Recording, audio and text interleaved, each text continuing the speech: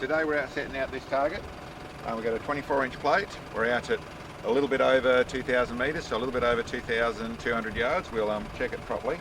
I'll just actually zero this measuring tape out. Okay, that's all zeroed, right on the target.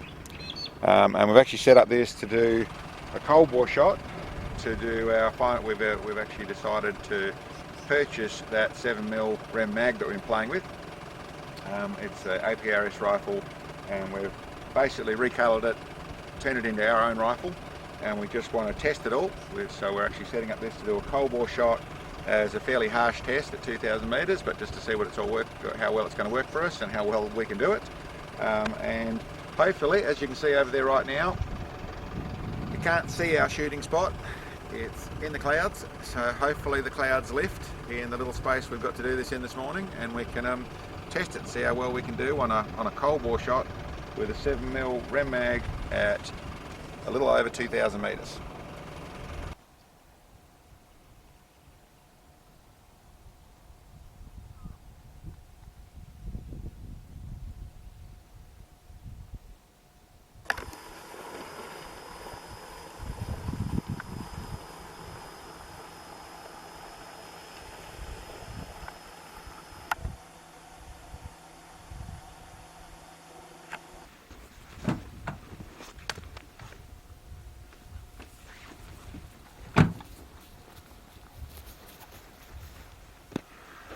Okay, so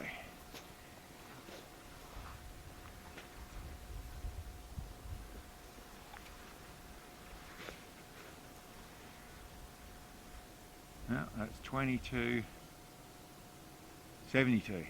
Okay. Cool. Or 2,078 metres. Okay. 22.72, done. Calculate. Okay, that's my bullet drop.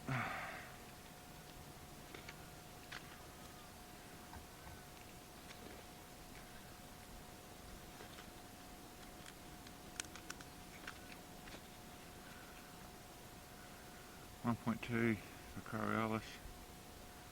And wind. What can you see out there? Looking at target, it's 2 to 3 mile an hour left to right. Not a lot of visible wind around the place. Okay, I'm going to go to 5. Calculate, so 9. So I'm going to dial in 10. Yep. Right. As, let's call it educated guessing. Okay. 30. 60, 90, 120, so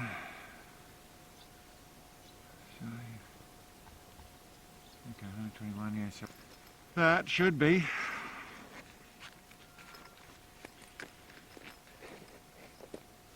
with all the maths, that should be where it is. Okay. So we'll put in 5. See, a little harsh, very new to us. Only basic data, but we've still got data, and we sort of know the shooting area. Mind you, conditions are a little odd. What was the humidity? 85. 85. A bit damp. I'm going to take half a minute out of it. Okay. So, what have I got? There it is there.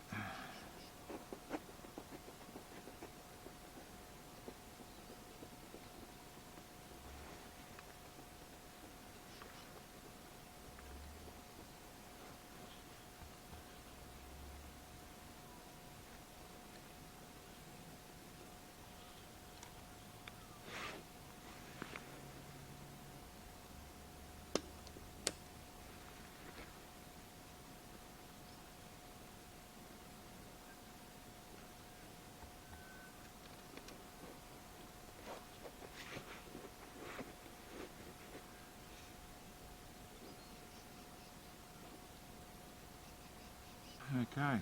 Ready when you are. Well, we're at minimum vision, aren't we? But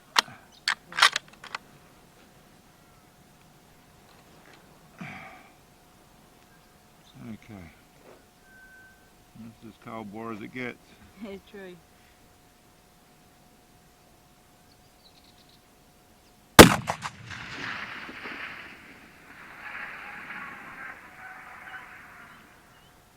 I saw a chunk of dirt come off. It looked like it was the bottom left corner of the target, like just off plate. Really? Bottom left? Yes. Well, that's not bad for a Yeah. cold bore out there.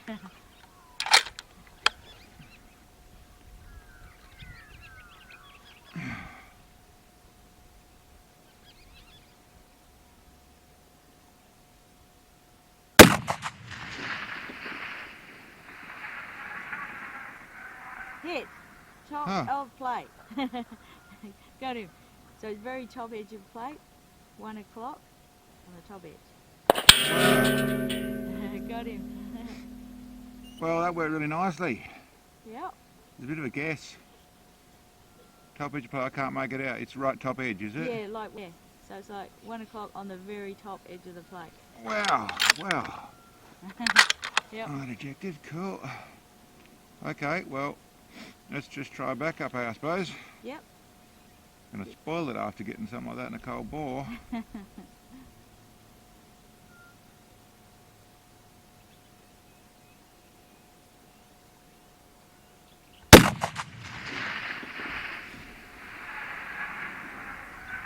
Oh, just off 3 o'clock, just off the edge of plate. Okay. Oh, it's a little bit of difference in its wind, so Yep. well, we can't really fault it too much on that. Wind is low. Come right down at target.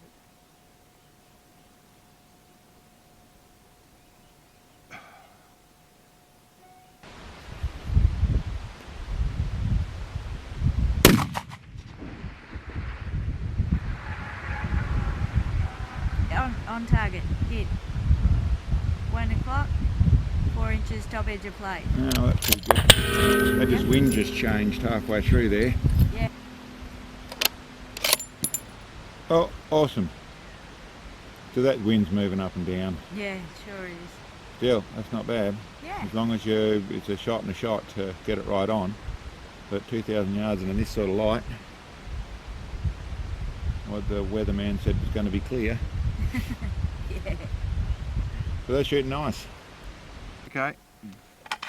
That's 4 bullets to get that done. That's awful nice. Yeah. Well, that's a really nice test.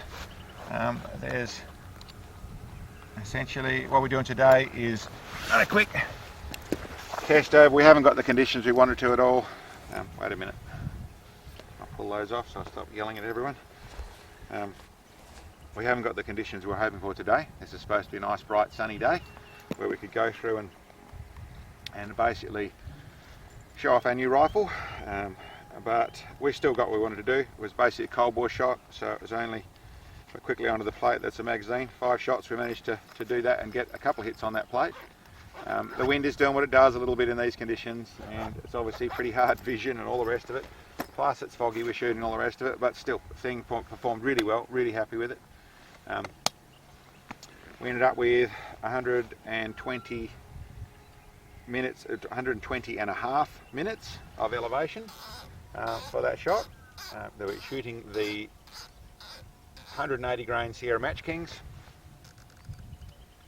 and we were shooting with 10 minutes of wind, which is essentially, we just essentially had wind coming from the south, so wind coming over to our left here. It was varying a little bit, you could see on the flag, but as normal, we've got the high winds, or the winds going through the valley, are a little bit higher, tend to be a little bit more consistent as well, but a little bit higher. But we definitely saw a reasonable movement, and essentially what I was doing was, my first shot was enough out where I could just move across, get onto the plate, and then after I hit it, it took a little bit longer to take the next shot on the backup side of things, and the wind had moved again, so I got another miss, but then it was stable enough to be able to correct to that miss and then on the plate again. So it's shooting really well. I've been through this rifle a few times, now. It's actually an APRS long range precision rifle.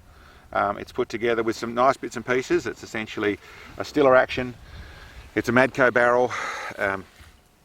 It's a nice Timney trigger. It's just a nice setup in the way of the gun. Nice heavy barrel. It's one of the APRS, their own muzzle brakes on the front of it. And I actually got this right, or sorry, it's in a Manners stock. The ATACR advanced, or enhanced I should say, second focal plane scope, Unilight rings, a 40 MOA base, and it's a Stiller base in 40 MOA, 20 MOA, ultralight Unimount in the Nightforce Unimount, all set up to give us where we get full elevation. So this thing here can actually run, use a whole 128 minutes of elevation. And what I've done now, essentially we got it over to have a test. We had the opportunity to test it and try it. Really liked the rifle. I decided to turn that into an opportunity to buy the rifle. We did. We got a good price on it, and so we went through and bought the rifle. And I really like it. So I really like the round, the Remington 700. Sorry, the 7mm Rem Mag. Yeah, I really like that round, works really well. And then we've gone through and turned it into ours. I've put on the back of the rifle, I put one of my little bag riders where I've actually made basically it's a steel runner that runs on here that bolts to the stock, and all nicely done there. I've obviously coloured the stock. It was all black, it was all probably what suits most people. I wanted a little bit different, so I went through and coloured the stock.